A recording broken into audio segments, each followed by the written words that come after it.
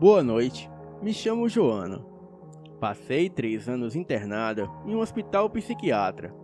Motivo: eu era esquizofrênica, mas não necessariamente, pois na verdade, as vozes que eu ouvia era tudo real, mas vinha de um outro plano astral, bem diferente do que conhecemos. Enfim, passei 2 anos internada no Galba Veloso, em Belo Horizonte. Mas o que acontecia era os enfermeiros me doparem de remédios, e com isso eu não fazia mais nada a não ser dormir o dia todo. E quando acordava, ficava vegetando de um lado para o outro por efeito dos remédios. E só fui me curar de verdade quando a minha família me transferiu para um hospital espírita em Belo Horizonte chamado André Luiz. E somente lá, os médicos e enfermeiros, que são todos espíritas, perceberam que o meu problema não era clínico, e sim espiritual. E com muito amor, dedicação, oração, sessões de hipnose e regressão, e também muitos passes, eu fiquei totalmente curada em 1 ano. Mas nesse período, eu conheci uma amiga que estava internada devido a traumas. A chamarei aqui de Isabel. A história dela e seu namorado lobisomem é bem peculiar. Mas depois de a conhecer muito bem, e também de saber que o resultado de sua hipnose e regressão apontaram como verídico a história dela, de fato, eu acredito. E agora contarei aqui exatamente como ela me relatou o ocorrido. Não parecia uma data comemorativa, mas parecia ser um amor incondicional para fazer aquele casal de namorados comemorar o primeiro mês de namoro com uma viagem de carro.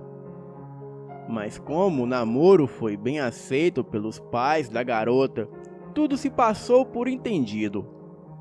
O pai dela não confiava muito na viagem. Dizia que o rapazinho poderia estar mal intencionado e talvez se aproveitasse da sua filha. "Ah, já sou bem grandinha, pai", era o que ela dizia. O pai, teimoso ainda, deu um punhal à garota, mas ela, ignorando, jogou o objeto no banco de trás do carro e seguiu viagem com o namorado. O rapaz, Guilherme, se mostrava empolgado com a viagem. "Finalmente você conheceu os meus pais. Eu não vi a hora para esse momento chegar."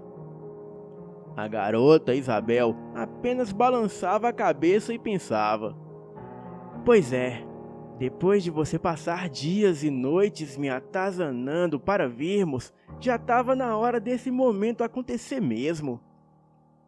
Mas ao mesmo tempo em que dizia isso para si mesma, ela segurava no colar de diamantes que o seu namorado a deu. E todas as loucuras que ela pensava foram causadas pelo que o povo falava, que ela namorava por interesse, mas isso não era verdade. Ela pensava calada no assento ao lado de Guilherme, contrariando ela própria ao agarrar a joia que ele havia lhe dado. Foi a pior coisa que eu fiz, namorar um cara rico, ela pensou. Ao mesmo tempo, ela tocava uma cicatriz em seu braço. Ela nunca disse a Guilherme o que tinha acontecido ou o que teria deixado aquela marca horrível nela. "No que você está pensando?" Guilherme perguntou a ela. E trêmula, ela respondeu: "Ah, nada, na nossa viagem. Você estava tão ansioso para essa viagem que nem ficamos para assistir aquele filme de terror que vai passar na TV. Hoje, os filmes de Sexta-feira 13 são os melhores." "Precisava me lembrar que hoje é Sexta-feira 13? Ele perguntou indiferente. "Já está quase anoitecendo e não chegamos nesse lugar. Falta muito para chegarmos?" Um pouco. Que tal se bebemos alguma coisa antes de chegarmos? Ele disse, já pegando as cervejas. Ah, não é uma boa ideia. Além do mais, você nem bebe. Vai, Bel, por favor. A viagem está um tédio, só.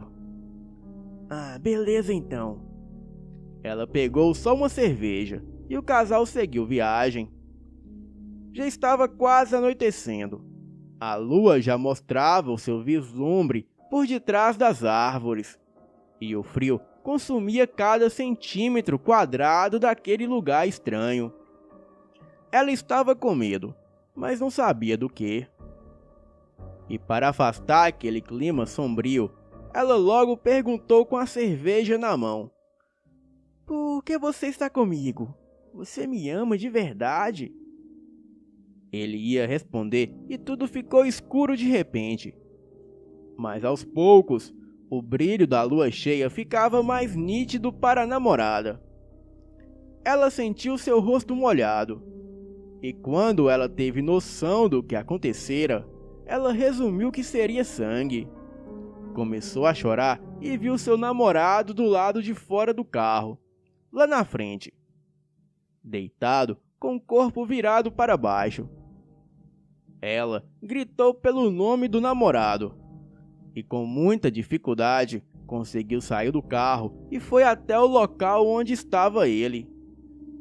Ela o virou e ele não estava muito machucado.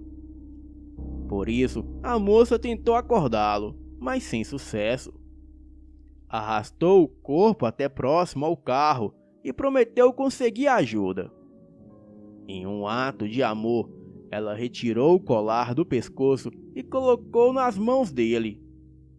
E chorando, ela partiu atrás de ajuda. Lembrou-se dos celulares e foi até o carro novamente, mas não encontrou rede alguma e não achou o celular de Guilherme em lugar nenhum. E assim correu em meio à floresta.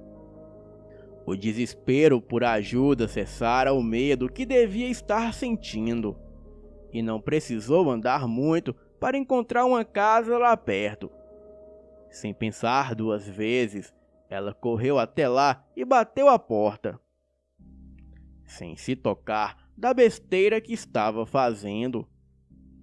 Enquanto rezava para alguém abrir a porta, o frio e o medo consumiam cada milímetro do corpo de Isabel. A sua roupa estava imunda, o rosto lavado em sangue e os braços arranhados. Ela batia na porta repetidamente e com muita força, mas ninguém ouvia. Ela saiu do alpendre e ficou em frente à casa olhando para cima, com a esperança de ver alguém. E não dava para definir se as luzes estavam acesas. E de repente, um clarão se mostrou com tanta força no céu que Isabel se assustou. O clarão veio seguido de um trovão que a fez tremer dos pés à cabeça. E como por um impulso, ela correu em direção à porta e a bateu com tanta força que ela se abriu violentamente. E em seguida, ela se assustou com o que viu. Bem, era uma escuridão total. Ah, deve ser um local abandonado, ela dizia para si mesma. Mas entraria mesmo assim, pois poderia haver alguma coisa ali que a ajudasse. Mas com tudo escuro, não teria chance de encontrar qualquer coisa. A lanterna no carro, ela pensou enquanto virava-se rapidamente para correr em direção ao veículo tombado. E foi o que fez, e assim deixando a porta escancarada. Correu até o carro e, ao chegar lá, revirou tudo até que encontrou o objeto. A lanterna estava com a luz um pouco fraca, mas ajudaria. Ela segurou a lanterna com força e preparou-se para voltar a casa. E foi quando percebeu algo que a fez paralisar. O seu namorado não estava mais ali. Ela pensou que talvez ele foi a procurar na floresta e ficou preocupada, mas achou melhor continuar com o plano de pedir ajuda na casa. As nuvens cobriam aquele luar que estava tão brilhante algumas horas atrás, e o som ensurdecedor dos trovões fez com que Isabel corresse o máximo que podia em direção da casa. E quando chegou, percebeu que a porta estava fechada e não aberta como ela havia deixado. Mas esse detalhe foi desconsiderado. Ao entrar, ela viu que os móveis estavam empoeirados, quebrados e jogados pelo chão. Isabel, com a ajuda da lanterna, encontrou o interruptor, mas ao acionar, nada aconteceu. Ali realmente era uma casa abandonada. Uma coisa que ela conseguiu notar, o que seria praticamente impossível de não perceber, foi o cheiro horrível que emanava do local. Um odor de carne podre ou algo parecido. Ela continuou apontando a lanterna pela casa. As paredes e o chão estavam manchados de algo em um tom rubro. E logo ela se deu conta que era sangue. Havia uma escada que levava ao segundo andar. Agora ela já não sabia mais se continuava a explorar a casa abandonada ou se voltava para procurar o namorado lá fora. Ela achou que talvez ele não devesse estar muito longe. Era o que ela achava. E sem saber mais nem o que pensar, ela decidiu subir a escada. Não tinha outra escolha. Os degraus estavam manchados e sujos de restos de alguma coisa, e o corrimão estava quebrado em algumas partes. Até que em um certo degrau ela encontrou algo que lhe pareceu familiar. Um colar de diamantes. Era o mesmo que o seu namorado havia lhe dado. O mesmo que ela havia deixado com ele. E agora ela sabia que o seu namorado estava ali na casa. Isabel, com um sorriso leve e singelo no rosto, correu pelos degraus. Quando viu, no topo da escadaria, alguém. Neste momento, mais um raio correu no céu e ela pôde ver que se tratava de uma figura humanoide. Uma criatura com pelos marrons, cabeça de cachorro e olhos vermelhos. A luz do relâmpago foi o suficiente para ela perceber que aquela criatura tinha um focinho de cachorro e dele saltavam enormes dentes pontiagudos. E da boca daquela fera escorria uma baba grossa. A criatura era mais alto que ela e deveria ter por volta de 2 metros de altura. Os olhos de Isabel se abriram extremamente, assim como a boca, e a sua expressão de horror provou a ela mesma a besteira que ela fez. Então ela correu para a floresta, sabendo que aquela criatura estava lhe perseguindo. Ela sabia que não conseguiria fugir e temia que aquela criatura estranha cruzasse com seu namorado em algum momento. Aí seria o fim dele. Enquanto corria, ela pensava no namorado e achava que ele já deveria estar morto naquela hora. Ela pensou no sangue, no colar e pensava na cerveja responsável pelo acidente. A sua cabeça processava informações que a deixava cada vez mais atormentada. E então, no meio de tantas coisas na consciência, ela lembrou do punhal que o seu pai havia lhe dado. Então, ela teria que pegá-lo, pois poderia ser útil. Ela pensou que só precisava correr até o carro pegar o punhal e correr rumo à floresta novamente. E assim, ela tomou um fôlego e correu. E depois de muitas quase quedas, a jovem chegou ao carro e pegou o punhal. Mas quando terminou de fazê-lo, ela viu que aquela fera assassina vinha em sua direção. E então ela correu rumo à mata. De repente, o cansaço mostrou-se presente em seu corpo. Então ela se escondeu atrás de uma árvore e tapou a boca com a mão. E pelo barulho pesado nos passos, aquela coisa estava próxima. Ela sentiu tanto medo que as suas pernas estavam paralisadas, como se ela tivesse usado toda a energia com a corrida que fez pela floresta. Ela ouviu um barulho de um uivo estridente que lhe cortou os ouvidos, e o barulho das garras afiadas daquela coisa em contato com os troncos das árvores. E se aquilo queria provocar medo nela, havia conseguido. Isabel correu, pois não aguentou de tanto anseio. Mas não sabia nem de onde havia tirado forças para mover as pernas. Mas após poucos segundos de fuga, ela tropeçou, caiu e a vista ficou turva. Acordou em um lugar diferente, mas pelas paredes e chão manchados, ela já sabia onde estava. A jovem tentou se mover, mas sem sucesso, pois estava amarrada em uma cadeira. Gritou por socorro feito uma maluca, mas não obteve resposta.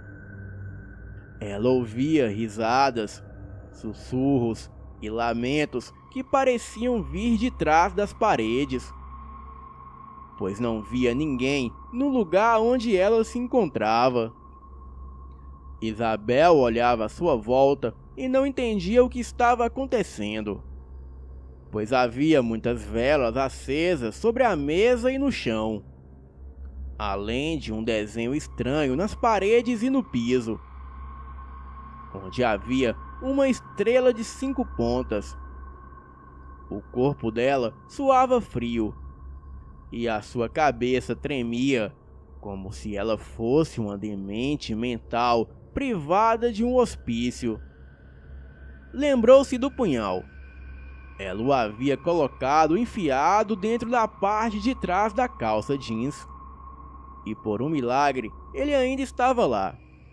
Justamente quando preparava-se para romper as cordas, ela ouviu o barulho de passos vindo do andar de baixo. Achando que talvez pudesse ser aquela criatura, ela pegou a faca com pressa. E de jeitos distorcidos, ela tentava cortar as amarras, o que não era fácil. Agora, os passos estavam mais perceptíveis, e uma figura encapuzada se mostrou para Isabel. Ela implorava a Deus para que aquilo não a machucasse. A voz já falhando de uma mistura de cansaço e medo. E desta vez, com uma faca, o encapuzado começou a andar em volta da cadeira onde a vítima estava amarrada. E assim, passando a faca pelo seu pescoço, rosto e braço, causando pequenos arranhões. Isabel chorava, gritava e se retorcia na cadeira, quando ouviu uma voz familiar que disse: "Isabel." Ela, intrigada, respondeu por instinto: "Guilherme, é você?" "Sim, meu amor, sou eu", disse o encapuzado, retirando o capuz negro da cabeça e revelando a sua verdadeira identidade. "Então era você. Você me fez passar por isso tudo." Ela não estava entendendo nada. Neste momento, o namorado de Isabel, que revelara ser o verdadeiro perseguidor dela, disse com um sorriso de felicidade no rosto: Você é muito idiota. Você não desconfiou de nada. Você achou mesmo que eu te levei pra viajar em uma sexta-feira 13 à toa? Acha que o carro tombou aqui perto da casa, do nada? Achou que era um amor tão forte pra acontecer em uma viagem para comemorar o primeiro mês? Ou também achou que eu estava afim de você? Sorriu logo em seguida. Nem pensar. Isabel ainda não entendia nada. Olhava para os lados e tentava discernir o que passava. Então, na tentativa de compreender, ela olhou para o pentagrama no chão, desviando a visão ao namorado. Ah, o pentagrama? Bem, eu vou te contar tudo. A minha mãe foi vítima de um ritual feito por uns malucos enquanto estava grávida de mim. Ela foi sacrificada e eu fui concedida ao demônio que eles invocaram. Agora eu estou condenado a me transformar em uma criatura que vocês chamam de lobisomem. Porém, não é uma transformação normal. Esse demônio me possui em noites de lua cheia e a metamorfose ocorre. E daí, eu carrego essa maldição e me transformar em bicho. É horrível. Mas para isso não acontecer mais, eu fiz um trato com o demônio. E nesse trato, eu deveria sacrificar você, e ele prometeu ir embora. Por que eu? Chorando de ódio, perguntou Isabel. Porque você é virgem. E eu só posso sacrificar uma moça pura de corpo. E assim, adeus maldição de me transformar em lobisomem. Estarei livre dessa praga. E assim, poderei viver como uma pessoa normal. Mal ele terminara de falar, Isabel se levantou da cadeira, pois ela conseguira cortar as cordas enquanto ele falava. E então enfiou o canivete em sua perna. Guilherme gritou de dor e a coitada correu, tropeçando, caindo e levantando, mas conseguiu chegar do lado de fora daquele lugar. E mesmo com a perna banhada em sangue, o homem encapuzado já estava atrás dela. Ela olhou para trás e, pela luz dos relâmpagos, ela viu aquele homem se transformar em lobisomem. E novamente começou a perseguição pela floresta. Não havia carro para fugir. Ela teria que se esconder ou se cansaria de tanto correr. Então sentou-se atrás de uma árvore. Já havia parado de chover e a lua cheia já iluminava tudo, o que não era muito bom para ela. Porém, ela encontrou algumas pedras atrás da árvore. Era a sua chance. Ela tratou de pegar algumas pedras e se preparar para caso a criatura a encontrasse. Ela já podia ouvir a respiração ofegante e os passos pesados da criatura sobre as folhas molhadas no chão. O coração dela pulsava cada vez mais forte. E ela já planejava o movimento para acertar a pedra de modo certeiro na cabeça da criatura. E mesmo sabendo que uma pedrada não faria efeito nenhum naquele ser monstruoso, ela não tinha outro plano. Para o seu medo e pavor, aquela criatura começou a falar com uma voz demoníaca. Não adianta esconder, eu vou te achar. Ela notou que aquilo estava muito próximo, pois já era possível ver a sombra enorme da criatura projetada pela lua. Ela se preparou com a pedra na mão, e quando a fera estava perto, Isabel lançou a pedra com toda a sua força. A pedra pegou em cheio no focinho da criatura. Mas isso só deixou a fera mais furiosa. Então ela correu com todas as forças de volta à casa, pois lá talvez ela encontraria algo para ajudá-la. Enquanto isso, a fera se pôs de pé e correu em sua direção. Era como se aquela criatura estivesse brincando com ela, pois se aquilo quisesse realmente a pegar, já teria feito em instantes. Já na casa, ela procurava algo, como uma barra de ferro ou uma faca. Ela sabia que seria muito improvável de encontrar algo com o que ela pudesse se defender, já que a criatura não fez nada para impedir a sua fuga para fora das árvores na floresta.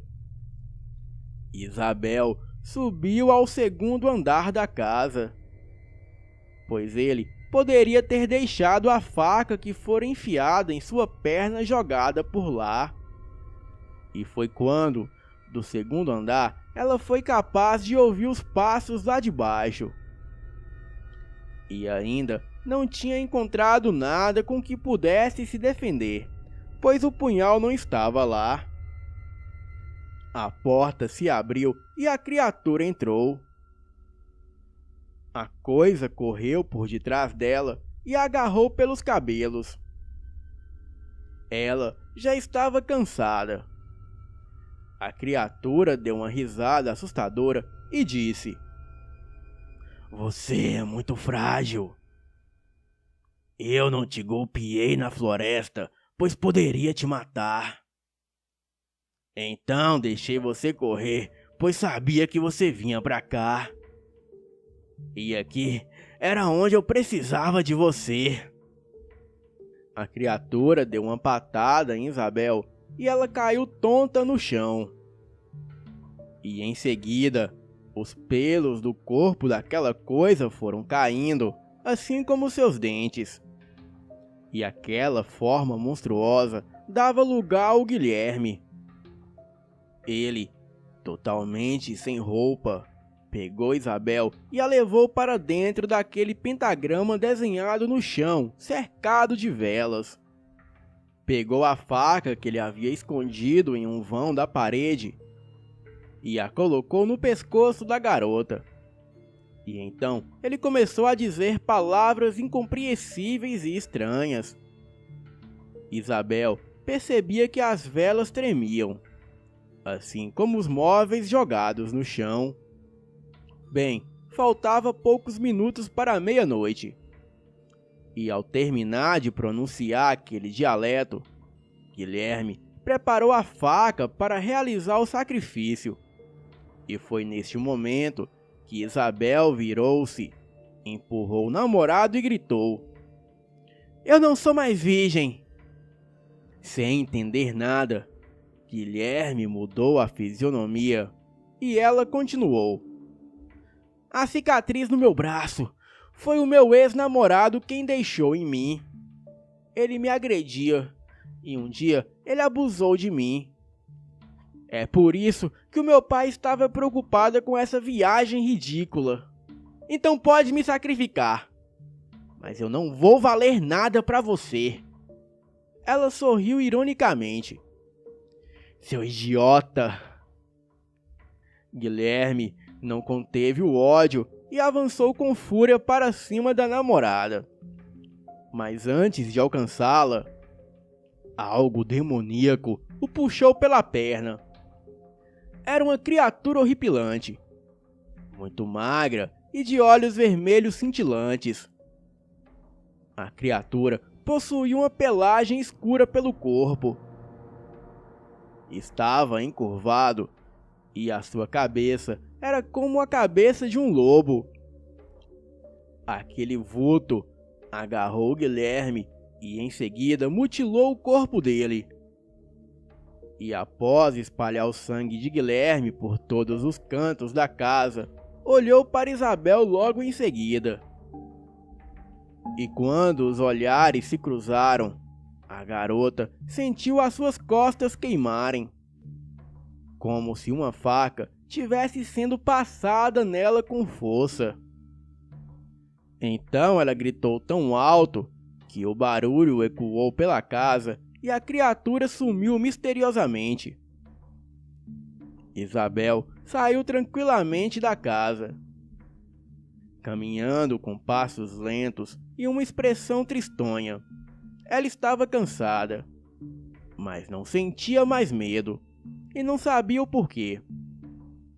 Depois de várias horas, o sol já estava quase fora da linha do horizonte, quando um carro passou e a motorista viu o corpo da garota caído no chão e parecia sem vida. A mulher parou o carro e colocou com muita dificuldade o corpo ainda vivo de Isabel dentro do veículo. E antes de partirem, a dona do carro não pôde deixar de notar algo estranho nas costas de Isabel. Lá havia um desenho feito com algo pontiagudo.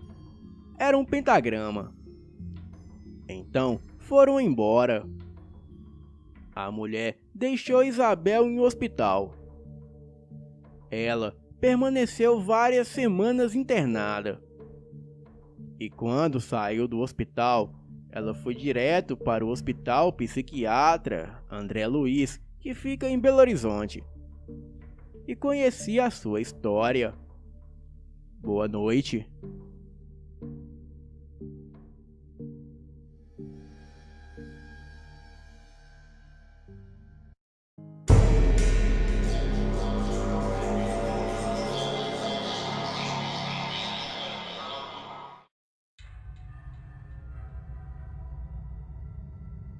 Esta é uma lenda que existe na minha família. E tudo começou há muito tempo atrás, no início do século XX. Bem, não se sabe direito. A minha família ainda estava morando no interior de São Paulo, e a cidade era Santana de Parnaíba. E ali moravam na casa o pai, a mãe, 2 filhos e uma filha. Hoje em dia, ninguém mais lembra o nome deles, porque faz muito tempo. Mas dizem que a filha era maravilhosa, de uma beleza magnífica. Ela era a mais nova dos 3 filhos, e vamos chamar aqui de Maria, para o relato não ficar confuso. E como era de costume naquela época, os pais iam arranjar o casamento da filha. E como ela era muito bonita, haviam muitos homens interessados nela. Mas os pais acabaram escolhendo um fazendeiro muito rico da região. E eles estavam mais interessados no dinheiro dele do que na felicidade da filha. Só que o que eles não sabiam é que ela era apaixonada por um rapaz da idade dela. Mas mesmo se soubessem, não permitiriam que os dois se encontrassem, já que o tal rapaz não tinha dinheiro. Bem, o tempo foi passando, e o tal fazendeiro começou a frequentar a casa da família da Maria, e começou a cortejá-la. E desde o começo, ela demonstrou que não gostava da ideia de se casar com ele, mas ninguém parecia se importar muito com isso. Mas mesmo assim, o casamento entre os dois já estava praticamente oficializado, e a cidade inteira já estava sabendo. Mas o que ninguém sabia é que ela sempre escapava de noite para encontrar o verdadeiro amor de sua vida. Bem, os meses foram passando, e o casamento foi oficializado, e a garota começou a entrar em desespero. Aquela não era a vida que ela queria. Porém, ela teria que obedecer o que o pai dela decidisse para ela. A Maria tentou implorar para os pais cancelarem o casamento, dizendo que ela não queria se casar com ele. Mas os pais, pensando na fortuna da família do rapaz, não queriam saber de desmarcar o casamento. E quando faltava pouco menos de um mês para o casamento dela, Maria já não aguentava mais de tanta angústia. Ela não dormia e também não comia. A única alegria que ela tinha era os encontros às escondidas com o verdadeiro amor dela. Só que a essa altura, o fazendeiro já estava desconfiado que tinha mais alguém na vida dela. E esse era o motivo do desespero todo da Maria. Então, ele mandou um capanga dele seguir cada passo da garota, para ver o que ele descobria. Maria e o rapaz, que vou chamar aqui de Júlio, combinaram de se encontrar de madrugada numa cachoeira que ficava dentro de uma mata. Mas naquela noite, o pai da Maria acordou quando a filha pensava em sair de casa. E ele, já desconfiado, a trancou dentro do seu quarto. E assim, ela não pôde sair para ver o Júlio. Porém, o rapaz ficou a esperando. E de alguma forma, o fazendeiro rico ficou sabendo desse encontro pela melhor amiga da Maria, pois a Maria confiava todos os seus segredos a essa amiga. Mas por dinheiro, ela comunicava ao fazendeiro todas as tramóias da Maria. O fazendeiro mandou um capataz na mata atrás do Júlio para dar cabo nele. Porém, esse capataz nunca mais foi visto com vida. E no outro dia, encontraram seu corpo dilacerado nas margens da cachoeira. E ninguém sabe o que de fato aconteceu. Mas pessoas que moravam perto dessa mata relataram terem visto uma criatura horripilante, metade homem e metade fera, sair da mata, disparado estrada afora pela madrugada. Então, não demorou muito, e logo começou a surgir boatos que um lobisomem vivia na cidade. Numa certa noite, a Maria pediu para o pai dela, implorando pela última vez, que ele cancelasse o casamento. Mas ele já estava decidido e falou que não cancelaria o casamento. Então, ela simplesmente se levantou e foi para o quarto dela. Trancou a porta e esperou todos irem dormir. E já que ela teria que se casar com alguém que não queria, a Maria queria pelo menos se entregar pela primeira vez para o amor da vida dela. Então, naquela noite, ela fugiu para se encontrar com o Júlio. Só que um dos capangas do fazendeiro a viu fugindo de casa no meio da noite e foi atrás. Maria foi até a casa do Júlio e o chamou. O Júlio apareceu na janela e a Maria falou para ele a segui-la. Ela saiu correndo e os dois foram juntos para um galpão abandonado que não ficava muito longe de lá. E ali, os dois se entregaram um para o outro e pela primeira vez transaram loucamente. E quando o capanga viu aquilo, ele foi chamar o fazendeiro. Só que os dois acabaram dormindo lá no galpão, nos braços um do outro. Algum tempo depois, o fazendeiro apareceu com vários capangas no galpão e encontrou os dois lá, sem roupa nenhuma, dormindo juntos. Ele ficou furioso, começou a berrar e a chutar tudo em volta dele. Os dois amantes acordaram assustados e viram o que estava acontecendo.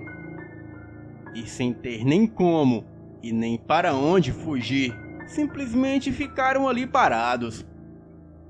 O fazendeiro começou a xingar Maria de tudo quanto era nome, falando que ela não tinha honra e que não merecia a vida que ele ia dar para ela.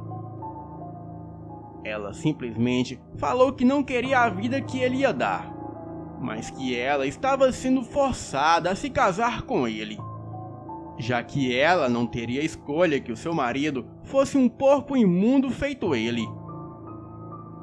E quando ela falou isso, o fazendeiro ficou furioso. Porém, ele estava armado. Ele pegou a arma e deu um tiro nela, bem no coração. E em seguida, a Maria caiu no chão. O rapaz que ela amava se jogou no chão do lado dela e começou a chorar enquanto a abraçava. A Maria só olhou para o Júlio pela última vez e falou que o amava. E assim, morreu nos braços do único amor de sua vida. O Júlio, numa fúria cega, pegou seu canivete que estava no bolso da sua calça e cravou no peito do fazendeiro, matando ele na hora. E quando os capangas do fazendeiro e os parentes viram um homem cair no chão sem vida, eles pularam em cima do Júlio e começaram a bater nele. E depois da surra que deram no rapaz, acabaram enforcando ele, ali mesmo no galpão. Toda a gritaria que os parentes do fazendeiro e os capangas fizeram acabou chamando a atenção das pessoas que moravam ali perto. E todos foram ver o que estava acontecendo. Algum tempo depois, a cidade inteira já estava sabendo o que havia acontecido.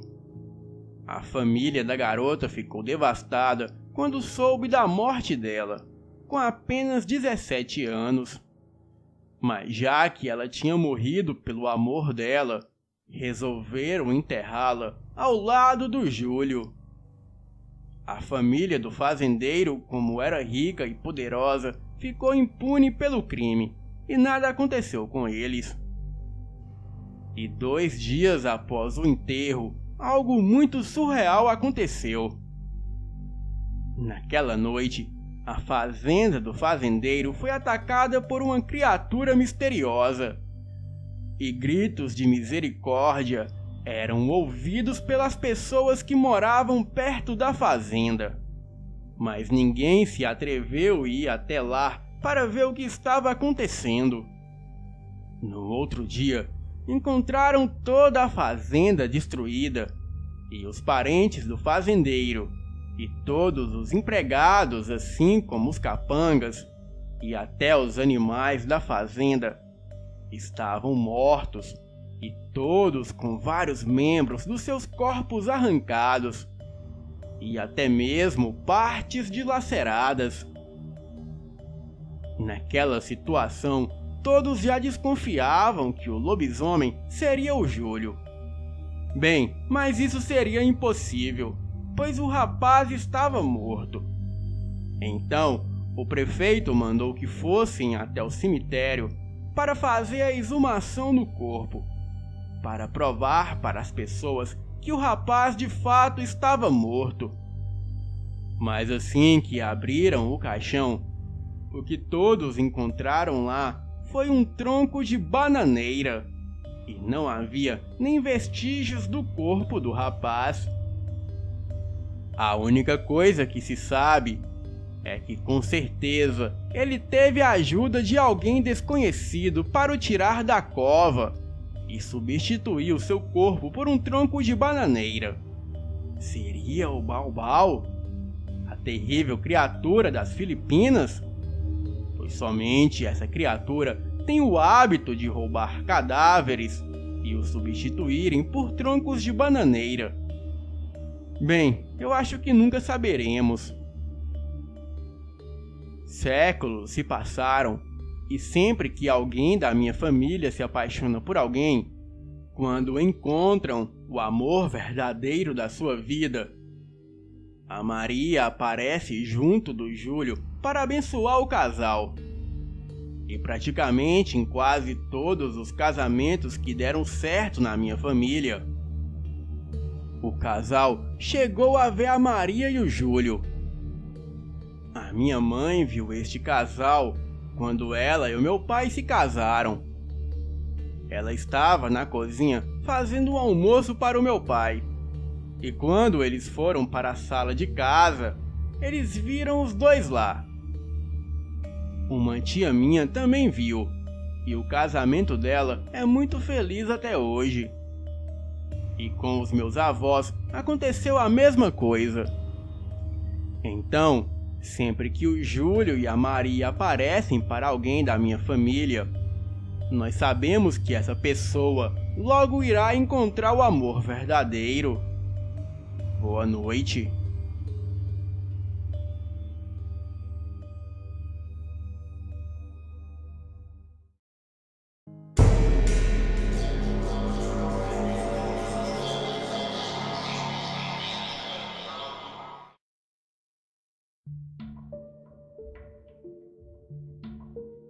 Boa noite. Vou me identificar aqui como Júnior. Bem, eu já mandei um relato para vocês. Então vamos lá. Isso ocorreu há pouco tempo, entre o município de Pedra Branca e Tauá. Mais precisamente, na estrada que liga a Vila Bom Jesus e Cruzeta. Cruzeta, Pedra Branca e Bom Jesus faz parte de Tauá, um município do Ceará, e fica aproximadamente a uns 12 quilômetros de onde moro para Bom Jesus, pois eu moro em Cruzeta. Bem, na verdade, os meus pais moram em outra cidade, e eu estou aqui a passeio. E por coincidência, eu encontrei um amigo que também estava de férias, e vou chamá-lo aqui pelo seu apelido, que é Lenga. Eu estava no meu carro, que é um Fiat Uno. Então, decidimos ficar rondando a cidade para conhecer melhor o lugar. A cidade estava um verdadeiro deserto, e não havia nada de interessante, e nem mesmo os barzinhos estavam abertos. Aquela noite estava muito agradável, e eu não queria de forma alguma ficar em casa. Então parei o carro na praça da cidade, que também a mesma estava praticamente deserta. E havia somente um trailer de hambúrguer do outro lado da praça, e umas 3 pessoas lanchando ali. Ficamos ali na praça conversando um pouco, até que aparece uma amiga nossa. Ela se chama Keila e estava por ali à toa. Ela disse que conhecia um barzinho movimentado, onde poderíamos ir beber e comer um tira-gosto. Perguntei a ela onde era esse tal barzinho, e ela disse que ficava na saída de Bom Jesus. Então, logo eu saquei onde era o tal barzinho, e disse que não seria uma boa ideia, pois a minha ex-namorada costumava frequentar aquele lugar, e se ela estivesse lá, não seria um clima agradável. Bem, a Keila disse que era improvável dela estar lá, pois ninguém fica 24 horas em um bar. A última coisa que eu queria na vida era encontrar aquele traste da minha ex. Mas mesmo assim, fomos para esse tal barzinho. Passamos por uma estradinha de terra, sem iluminação alguma. A estrada era bem esburacada e cheia de mata-burros. Mas como eu sou um bom motorista, eu não tive dificuldades de passar por ali. E somente depois de 20 minutos que chegamos neste tal barzinho. Bem, aconteceu exatamente como eu disse. Assim que chegamos no barzinho, havia cerca de 12 pessoas ali. E entre as 12 estava a minha ex-namorada com seu atual namorado. De certa forma, fiquei até feliz, pois estando com um namorado novo, ela não me encheria o saco. Bem, lê do engano. Chegamos e sentamos os meus amigos e eu em uma mesa fora do bar, bem afastada da mesa da minha ex. Conferimos quanto tínhamos de dinheiro e optamos por comprar 12 latão de Skol e uma porção de costela com torresmo. E como eu estava dirigindo, de certa forma, eu não podia abusar da bebida. Então, eu não tomaria mais que 3 latão. Fui fazer o pedido no balcão e lá estava o namorado da minha ex. E quando ele me viu, ele voltou para sua mesa e de lá ele gritou para o atendente: "Rapaz, traga pra mim uma tequila da mais cara, porque hoje eu tô pro crime. Eu tô a fim de matar um corno." Eu comecei a rir e disse pro atendente: cuidado pra não levar calote, porque esse aí não tem nem onde cair morto."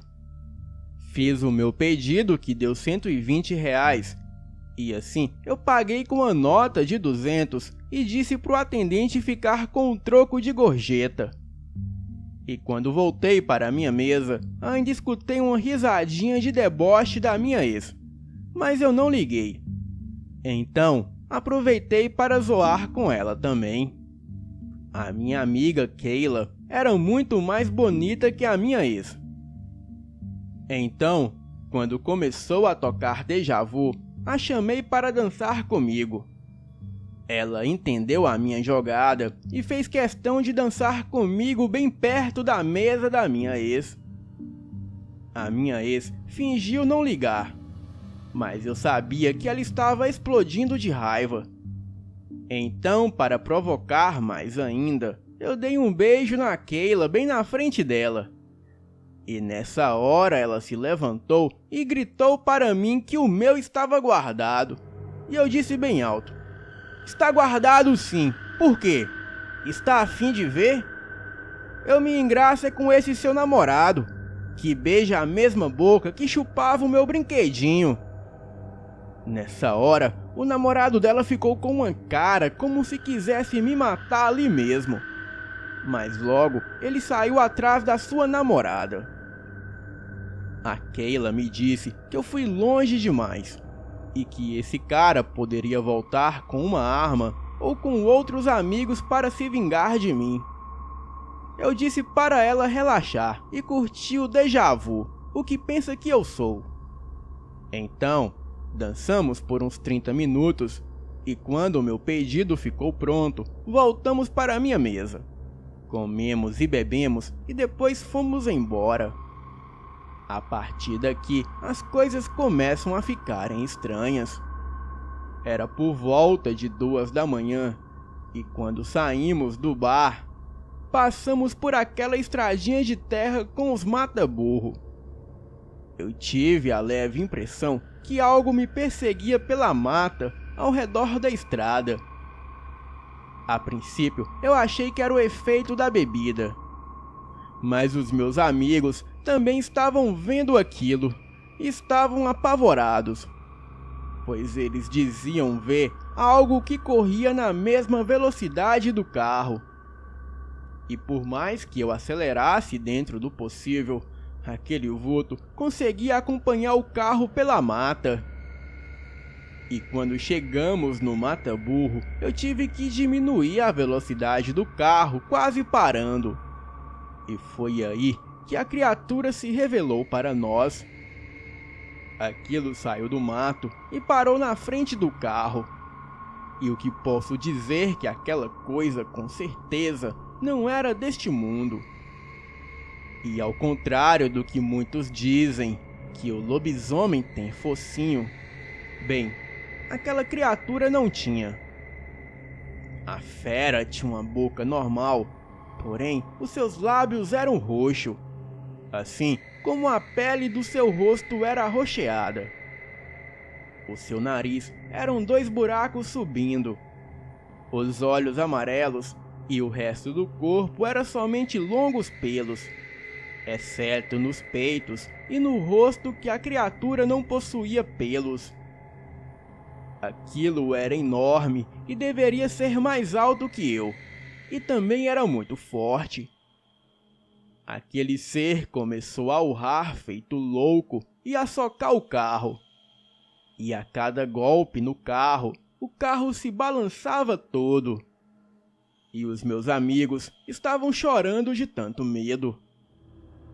A única coisa que passou na minha cabeça foi buzinar.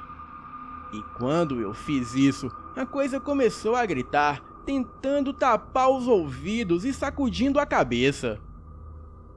Os seus gritos eram algo pavoroso. Então, o Lenga, que estava do lado do carona, colou a mão na buzina do carro, enquanto eu tirava o carro do mata-burro. A criatura se afastava, mas não saía da frente do carro.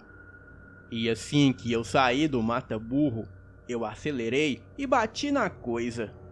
E aquilo logo caiu para a lateral do veículo. A fera não desistiu e continuou perseguindo o carro. Mas quando chegamos no asfalto, eu coloquei 120 por hora e a coisa ficou para trás.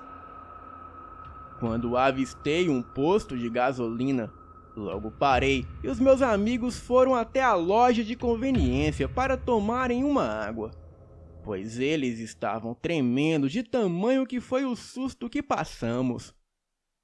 Eu disse ao frentista para colocar R$ 50 de álcool no carro. E ele me perguntou se os meus amigos estavam bem. Eu disse que não, mas que eles ficariam bem. E para minha surpresa, ele me perguntou o seguinte: por acaso vocês não toparam com nenhum lobisomem na estradinha que segue para o Saboeiro não, né? Nessa hora, o meu sangue gelou e perguntei como ele sabia. Daí, ele me contou que era normal as pessoas que passavam por ali aparecerem no posto e relatarem este fato. Em seguida, ele me deu as supostas características da pessoa que se transformava nessa fera. E todos os detalhes que ele falou bate com o namorado da minha ex. Bem, eu não posso afirmar se de fato era ele, mas tenho quase 100% de certeza que era o safado, sim. Eu não quero nunca mais graça, nem com ele e nem com ela. Mas juro que se qualquer um dos dois cruzarem o meu caminho novamente, não vou dar oportunidade e nem tempo dele se transformar.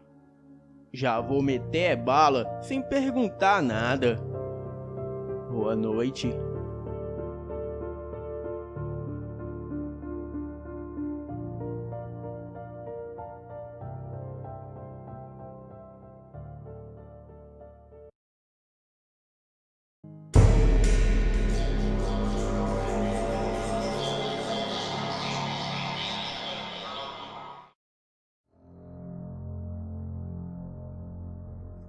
Boa noite. O relato que vou contar aqui aconteceu com a cunhada do meu tio. Segundo ela, o ocorrido aconteceu em 1996, quando ela tinha 17 anos. E a partir daqui, contarei a sua história com as suas palavras. Em minha mocidade, eu vivia com o meu avô em uma casinha nos fundos de um sítio, onde o meu avô trabalhava. E eu simplesmente adorava aquele lugar. E o cheiro de cada manhã me fazia lembrar da minha mãe. A minha mãe havia falecido há pouco tempo. E naquela época, tínhamos pouco acesso à escola, e por isso eu não frequentava a mesma. Mas a patroa do meu avô gostava muito de mim. E nas minhas horas vagas, ela me ensinava a ler e a escrever, e outras coisas. De vez em quando, vinha outros fazendeiros comprar cavalo do patrão do meu avô. Pois o seu patrão, que se chamava Seu Chico, vendia cavalos para vaquejadas. Bem, o meu avô adorava vaquejadas, e quando podia, ele sempre ia. E quando seu patrão chegou naquele dia, ele logo anunciou que teria vaquejada na cidade próxima. Então, o meu avô ficou muito animado. E dias depois, na véspera da vaquejada, eu acordei pela manhã com o meu avô discutindo com o seu Chico. Me levantei e fui olhar do que se tratava aquela discussão. E foi aí que eu vi que o cavalo que seria vendido estava ali totalmente dilacerado no chão do estábulo. E na hora que eu vi, eu comecei a chorar. E o meu avô tentou me acalmar. Eu não tinha entendimento do que estava acontecendo. Mas foi aí que o seu Chico falou para o meu avô: "Olha, seu Felipe, eu nunca tinha visto um negócio desse. Então, o senhor abre o seu olho e não deixe a sua neta sair à noite." No outro dia, que era o dia da tal vaquejada, logo começou os preparativos na cidade próxima. E sempre que havia esta festa de vaquejada, eu fazia umas coxinhas para vender lá na festa. E eu sempre ia com a dona Silvia, a mulher do seu Chico. Bem, por volta das 10 horas da manhã, o meu avô e o seu Chico partiram para a vaquejada. E eu e a dona Silvia ficamos fazendo as coxinhas para vender. E quando foi por volta de 3 da tarde, a Silvia já estava com as coxinhas prontas para fritar. E eu inventei de fazer um vatapá, porque o pessoal daquela região adora. Bem, então eu fui fazendo o vatapá. E quando era por volta de 7 da noite, estava tudo pronto. E só faltava fritar as coxinhas. Então, eu fui levando tudo para o carro da dona Silvia. E voltei para falar para ela que faltava apenas fritar as coxinhas. Ela disse que eu deixasse o óleo esquentando, enquanto ela iria tomar um banho. Peguei uma panela bem grande e coloquei 3 litros de óleo para esquentar. Coloquei ali em um fogão a lenha que ficava do lado da porta do quintal. Deixei ali esquentando e fui trocar de roupas. Fechei a grade do portão e quando voltei, eu vi que o óleo já estava bem quente. E assim, eu comecei a colocar uma por uma das coxinhas. Eu estava tão concentrada para não me queimar que percebi que havia uma criatura enorme que estava na porta entre a cozinha e a sala. Aquela coisa parecia um cachorro muito grande, porém estava em pé feito uma pessoa. A criatura parecia estar me desejando com aquele olhar de ódio. Me veio um frio na espinha e na hora eu tentei sair pelo portão. Bem, foi uma tentativa em vão, pois eu já havia trancado aquele bendito portão. Aquela criatura peluda que parecia um cachorro e andava feito uma pessoa começou a vir para cima de mim. Nessa mesma hora, todo o ambiente ficou impregnado com seu fedor. Aquela criatura mostrava os dentes e vinha para cima de mim como se fosse me matar. Então, eu, encurralada e sem saída, peguei a panela com óleo quente sem nem me importar e joguei a panela com óleo e coxinha em cima daquele demônio. Na hora, aquilo soltou um berro aterrorizante e começou a se debater. Aproveitei que aquilo estava no chão e corri para a porta da sala em direção à casa do seu Chico. Quando cheguei lá e olhei para trás, eu vi que aquela criatura saiu correndo para os matos. A dona Silvia estava no alpendre e logo me perguntou o porquê que eu estava gritando. E ela também viu aquela criatura correr para o mato. A dona Silvia veio na minha direção e viu que eu estava bastante queimada. Eu chorava muito e ela me abraçou. E em seguida, ela me levou para o hospital mais próximo, onde eu fui bem atendida. E assim, ela logo chamou meu avô, que veio às pressas ao meu encontro. E eu passei um mês internada. No dia que eu recebi alta, o meu avô foi assinar uns papéis. E eu fiquei o esperando na recepção do hospital. E foi quando vi um rapaz me olhando fixamente. Ele estava todo enfaixado e todo queimado. Eu não tive dúvidas que aquele rapaz era o monstro que tentava me atacar. E eu não havia contado o que aconteceu de fato comigo para o meu avô. Eu disse a ele que a panela tinha escapado das minhas mãos e assim me queimou. Naquela hora, o meu avô veio ao meu encontro. Mas antes de sairmos dali, o meu avô foi falar com aquele moço. Você está bem? Por coincidência, a minha neta também se queimou. Mas na próxima, você ganha aquele troféu da vaquejada, pois você merece. Quando meu avô disse isso, eu fiquei sem reação ao olhar para aquele homem. E assim, perguntei ao meu avô de onde ele conhecia aquele homem. E foi aí que o meu avô disse: Filha, ele é o vaqueiro que veio para a vaquejada. Esse moço era o rapaz que iria lhe namorar. Eu não acreditei no que o meu avô falou, mas graças a Deus eu nunca mais vi aquele monstro. Anos depois, o meu avô faleceu e eu vim morar na capital com a minha tia. Até hoje, eu sempre falo por telefone com a dona Silvia, mas nunca mais ouvi falar daquele moço. E este é o meu relato da vez que quase namorei um lobisomem. Boa noite.